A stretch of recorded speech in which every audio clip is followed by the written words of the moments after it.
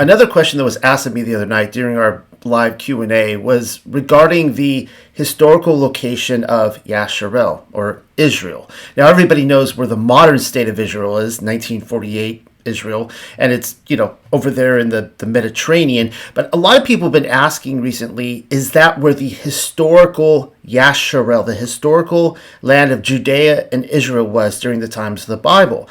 That may seem unthinkable to some of you, but nevertheless, a lot of people are looking into this question. Now, this is something that I started looking into several years ago, and back then it was even much more taboo. Very few people were asking the question, and I was very skeptical as to Israel being the historical location. At the time, I really thought that it was somewhere else, most likely North America. I'm going to talk about it a little bit in the answer to the question, which I'll be showing you.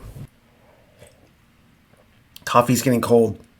Now, just so you know, I've come back around and I fully believe that the land of Israel, the 1948 Israel, is the historical land. There's just so much evidence to it. And what does come up, though, in the question is Utah, the American Midwest, is that the historical land of Israel? And it's an enticing prospect.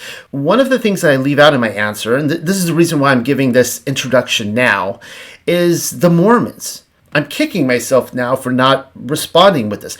Back in the 1800s, there was no modern state of Israel. I will remind you of this, that the Zionists were coming to fruition. This is post-mud flood. And what are the Zionists doing? They're looking for their homeland.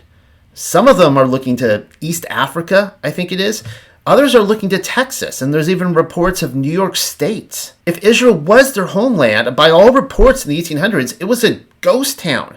It was just roads with tumbleweeds blowing over. Agent Mark Twain was sent to Israel to start, propping it up. And he was making reports that on his whole visit, he's maybe meeting one guy with a donkey or a camel or something on the road. There's nobody there. You look at the earliest pictures of Jerusalem, and it's a flea market in the desert. Right? There's hardly any activity going on there. So what is happening? Well, the Mormons come along, John Smith and all these Freemasons. All of the original founders of Mormonism were Freemasons. And they're making claims that North America is the historical land of Israel. Say what? How could somebody make a claim like that? Again, I will remind you that in the 1800s, a lot of people were convinced of this. There was a great number of people saying, yeah, I think you're right, John Smith. I think this is the historical land.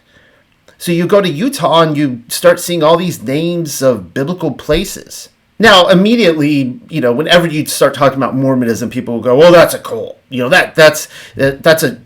bring up, multiple wives or whatever. They'll say that's a cult. Well, I will remind you then there's something called controlled opposition. A good controller lives by the axiom, keep your friends close and your enemies closer. I mean, look what the Pope of Rome does. The Pope holds the Bible up to his bosom. For many people, that is proof right there that the Bible is not to be trusted. But I will remind you again that the Pope and our Roman controllers keep their friends close and their enemies closer.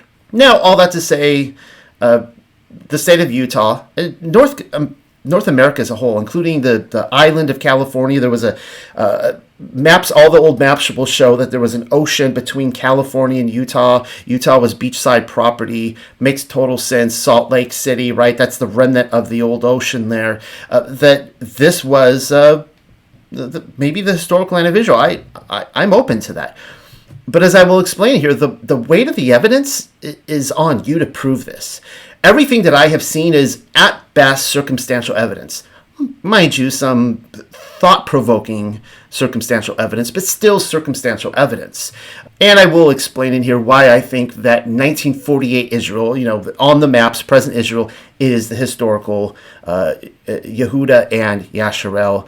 Do consider showing up live next Sabbath and asking me these questions in the chat, and Sarah will read them off at the ends, and I love answering them.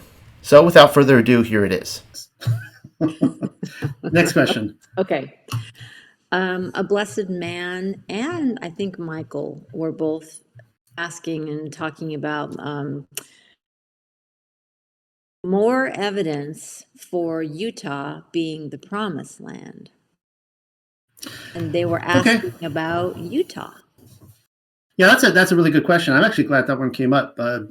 Has nothing to do with Bezora Kifa, but it's a good one. So there has been over the last several years, there's been a lot of talk of, is modern Israel the historical Israel? And it's a good question. For those of you who've been around several years ago, back in the year 2000, I originally published, it's still on you can go to the Unexpected Cosmology, look it up. It was published by a woman named Daphne. I can't remember. I'm sorry if you're listening. I can't remember her name. She wrote a very good article putting into question that modern Israel is the historical Yasharel. And she gave the suggestion that North America was. Now, if you have been in this long enough, you will see that people are making claims that Israel is all over the world. There are people claiming that it is England. The historical Yasharel is England. There are people claiming it is Spain. The most popular one over the last decade is, I think, South Africa. That's the most popular one. There was somebody recently claiming that it's South America, which I can't make heads or tails sense of that one. But I will say that North America is a very enticing proposition. And I was looking into this a couple years ago, and you guys saw I made a lot of snark remarks and saying that the whole idea of the new world, this was Orwellian talk for the old world, right? And I still think it is. But I have now moved away, after investigating that, after questioning this, I have moved away from that position. And I believe that after doubting Israel as the historical land, despite all the archaeological evidence. I mean, the Red Sea crossing, the chariot wheels, Mount Sinai, there's so much there, guys. I mean, they found the place where Abraham was met by the two angels on the way to Sodom and Gomorrah, which is another one, Sodom and Gomorrah. There's just a lot of evidence for it being there. So what I will quickly say is, to anyone who claims that it's another place, by all means, investigate it, look into it. If you can give me good evidence, I can fall back on that. So far, I have only seen circumstantial evidence. Yeah, there's evidence. It's all circumstantial.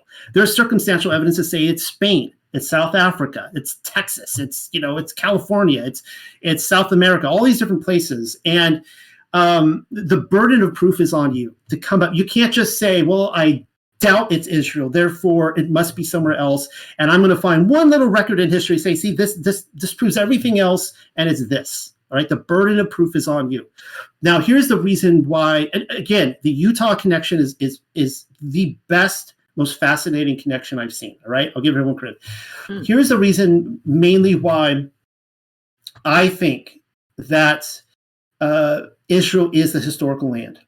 I finally came to this conclusion. I realized that Revelation ends with, it's cursed. Okay, this is the land of demons and devils. It's a place you don't want to go. Now, I'm not saying don't visit there on vacation, or maybe I am. I don't really know. That's up to you. But it's not a place you want to go. All right. Yah would tell us this. I really do believe this. I don't think if you guys, I tell people, if you prove that America is the promised land, I'm getting out of here. I'm gone. All right. Like, I know Whoopi Goldberg said that with the election to Canada. Well, I'm gone. I don't want to be in the land. All right. That's not a place you want to be. It's done. We're divorced from it. Get out. All right. And it makes sense to me that Hasatan would want to, Satan, if we just throw that term around, the prince of power of the air, that he would want to create a false exodus to the land. It only makes sense that he would send a false exodus to the historical land. Just think about that. So that's my response on that. Good question. Thank you. Okay, that's fascinating. That's something I think we could definitely talk about for a long time. And I love it when people bring up those questions, because I have the same questions.